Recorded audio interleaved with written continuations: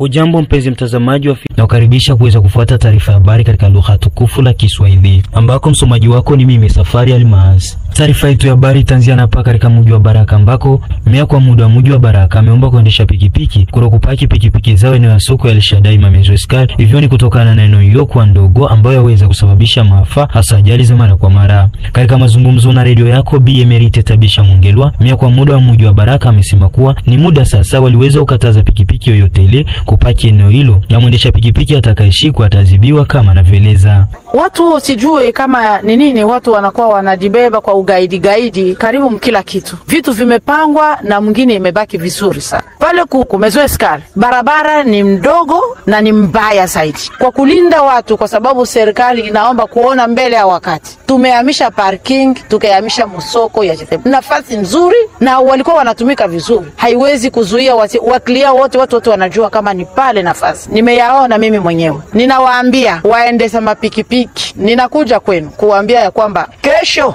hatutaona pikipiki inapakizia pale. Shusheni mapikipiki pale kwenye eneo yenu. Ile eneo ni mzuri zaidi ya hapo kubarabara ambao mnakuja tena kuvamia. Na kwa sababu mnavamia au mnakataa sheria ambayo sisi zote tumejitilia na imetia kuwa wazi barabara, basi hiyo inakuwa ugaidi na rebellion ina hasara yake. Kwa hiyo natangazia wa motare wote, hatutaki kuona pikipiki pale. Na wenyewe wataongeza ni kusema wanakuwa wa rebel contre vile ya Baraka. Tutatumikisha yale ambayo tutatumikisha, sababu ni wao wanaita tengo vya serikali vya kutia usalama iwafikie pale. Niko na vitengo vyo, nina polisi, nina FRDC, nina wazalendo. Kwa hiyo tutatumika kazi, hatuwezi acha pale watu wabaki maisha ambayo inatia watu mudanje zaidi. Kesho ni mwisho, tunawatangazia. Tukiwa tu katika mji wa Baraka, ni kwamba maoni yamekuwa tofauti kwa baadhi ya raia wa mji wa Baraka kutokana na hali ya watu wapatao wane kutembea uchi mchana kweupe mjini humo, jambo ambalo ni kinyume na sheria za nchi ya DRC. Raia wa mji wa Baraka wamepata mshangao mkubwa kuona tukio hilo limeshuhudiwa mchana kati. Kwa mujibu wa wale waliotenda kitendo hicho, wamesema wamekuja kukamilisha kwa yale walioambiwa na Mungu, kama anavyoeleza mmoja kati ya watu hao waliotembea uchi. Enimo ngao kifupi ni bon batutu kiba ya mwilungu japokuwa ngao yetu ya eseshile miswe batutu shile mugoma unutu lumbakalu bakwatili chamaka makala na lundu musuku ngabo yetu yabo shena miswe shile yana eno programme bila kasheta ne monisco ele lumbakayi patisha bachungu haya kama Afrika amanya Mungu bia shistahili Afrika ahebwe botamba na botamba botombelongo yabako lumbaka yelongo shile kila sasa beto tushile mu obongulu twalugolo ni bo bino bya twa ese bayola nsenge bo ombaka babembe balenge bayo ese nokita bele ese nibyo Mungu ashitobwela bino pamoja nangu moya leo nyile ulokono kwa chino lokoturu ya mbele olokolo tokile Mungu otobwela bi baze baboela baya inde mu etema kala bala baze babuchigo ba no lumbaka mujile mwa bakabizi ese na ala twasizia ayikane obale sasa betu tochungwa baze babo oya to olokolo toti anambuka to mona hata tustangonya tela kwa ofisier betu ba bashikara u totunya tela baze hano to babwela Mungu apangilia achi monokulu kini tole mutumi anango nangu pamoja na abe chapungu onde ababo yachi wolukuna sa inda gusuku bile lambule ya tolo era ubanda efuma nchiko twala bali bono nchiko kama mule naso sia nues lakini mule ya tamule ne lato tamule na mwenda ila eto mushikya na batuni bina mone aka ni kama mule naso sia nues etebala kanga bula etebale oli balo jitolea lumba kawa isi belonge mujitole bi betito mwana tatona kuisha etu isi tatinawezekana to ela alunja ile yo mwanzo ito tomo ikyo balabala mpaki chola. Na walipoulizwa kwa nini kufanya kitendo hicho mchana kweupe na bila nguo, nao walijibu yafuatayo: yanabo okombato tonatocha yine nakashani toche Mungu mbaka Mungu ambwele nini naacha ya ise imani mbaka robo okoba yine humu bona eka nini mushima ise etibile imani kwanza ni manile saliti hata Mungu ana yakaini sasa bachanga nusu twajitoro mbaka ise etibile. Kitendo hicho kilishuhudiwa mchana kati na watu hao wane wakiwemo wanawake watatu na mwanamume mmoja, ni kinyume na sheria ya Kongo, ndivyo amesema mwanasheria De Gaulle Malembe kama anavyoeleza kwenye TV yako.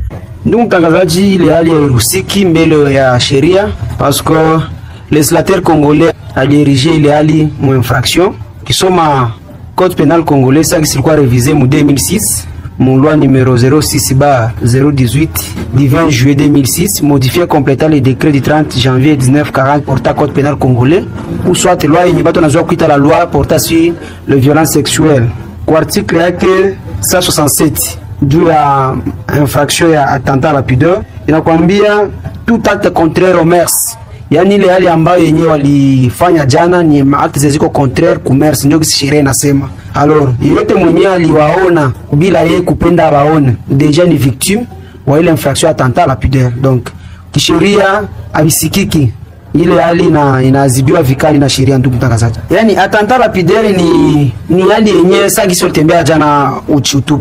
Haiko kila mtu ndio alikuwa na besoin aone utupu wao. Alors gisi walitembea na watu wakawaona bila utashi ya wale watu kuona ile yale mambo. Ndio ile attentat à la pudeur. Donc bali porter atteinte ku bonne mœurs. Donc ile ndio inataka attentat à la pudeur, na ile fait yenyewe balifaa kutembea utupu ndio wanataka bali porter atteinte ku bonne mœurs.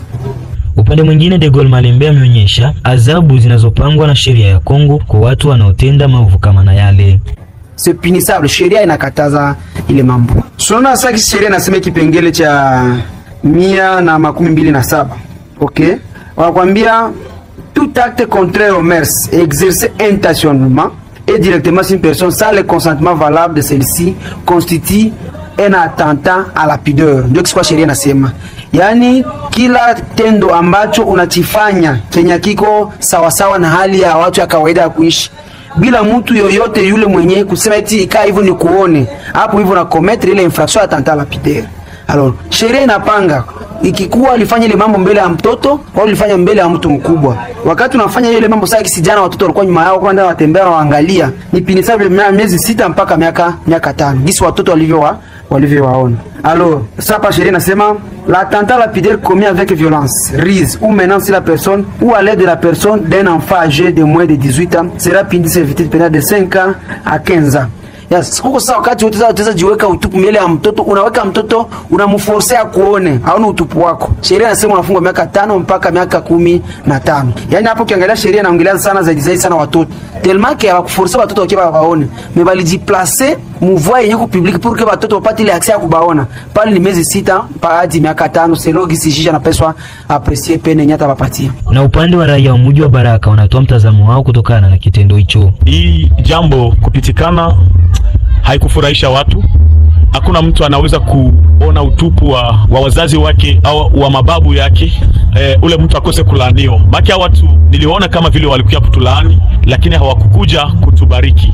Nilisikia mbaya na kwa mshangao, sikujua ni vya nini na sikujua kwa biko mnini. Ile mambo ambayo tuliona hapa kwetu Baraka, kwa kweli ilikuwa ni mambo ambayo tulishituka. Mimi binafsi nilishituka, na waza tangu kuzaliwa yangu sijawahi kuona watu wanawake na wanaume ama na mwanaume wanatembea mchana kati na watu wote wao wanawaona. Ilikuwa mshtuko sana. Ni jambo ambayo haiko vizuri, kwa sababu utupu ya mwanamke, utupu ya mwanamume haiko vizuri kuionesha hadharani kwa watoto.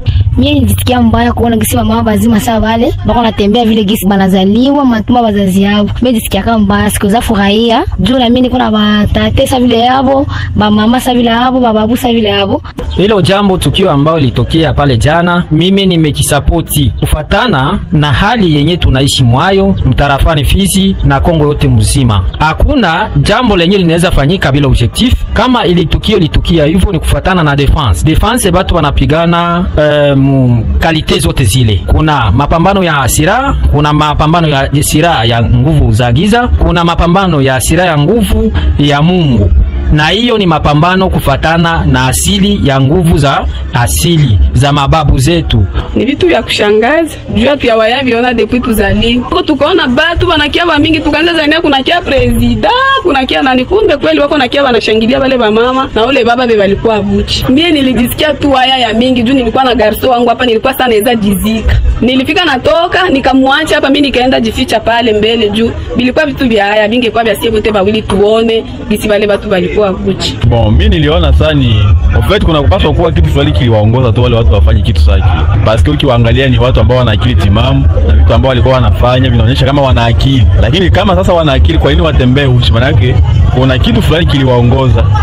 Na labda ni vitu vya kiroho vyenyewe hatuwezi uweza kudetaya sasa biko hivi, lakini wanapaswa kuwa tu kuko force moja yenyewe wa conduire wafanye ile hali ya vile.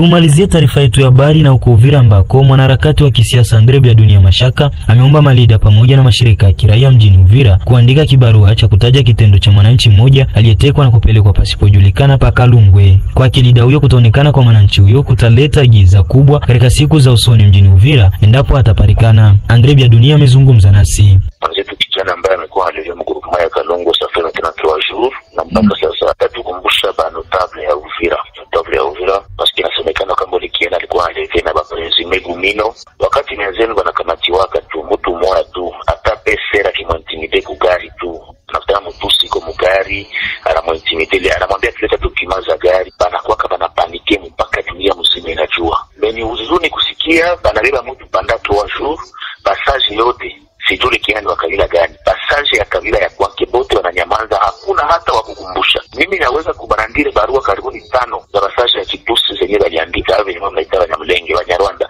Zenye waliandika wakati yenye watu yao walikuwa nakuwa na makampa kwa enlevé. Pamoja registre tu na mwintimide kidogo kwa barabara mko maandamano hivi banatoka na barua. Ndio vile watakutuua, watakutumaliza, watakutufanya nini? Eske si tuko mbuzi? Eske damu za wenzetu haziko ndo damu zetu? Pourquoi bakwetu bananyamazaka banaonaka banaweza kufurahi mtu tukamate maiti mtu ashakufa kule. C'est le moment ya kuwapatia ultimatum. Kama ni kiani Mubembe, kama ni Muvira, kama ni Mfuliru, kama ni Munyendu, passage ya ile kabila, société civile, muandike barua kubale passage ya Kitusi, muandike kiule kiana kikufa, tukilogota maiti pole kwao.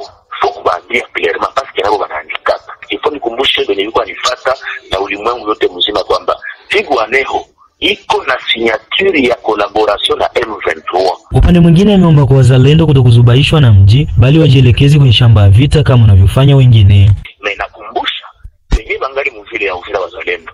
Tuko na information kwa mshapata vifaa kidogo s'il vous plaît. Mugeuze macho. Toe macho mvile, macho migeuzie kwenye front iko. Parce que adui haiko nalala, adui iko na montema strategique kila siku. Na usiku wa FARDC iko anormal.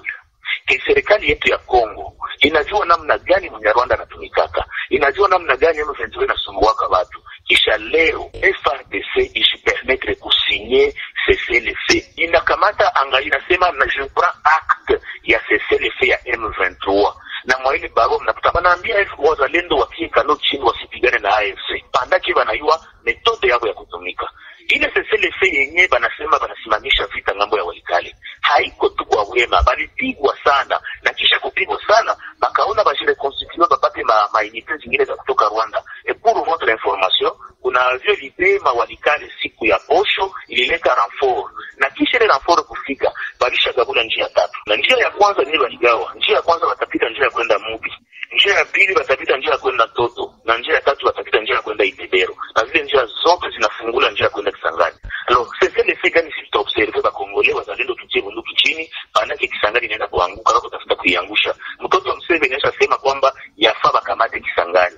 President wa Republique, kama s'il vous plaît na yuko kwa intérêt ya population ya Kongo yote mzima, acha wazalendo wafanye kazi. Kama hauna tena confiance kwa FARDC, patia wazalendo confiance, wape chakula, wape munition, nchi wataigoboa kwa siku kidogo sana. Ilia tu maakoro masesele vitu vitari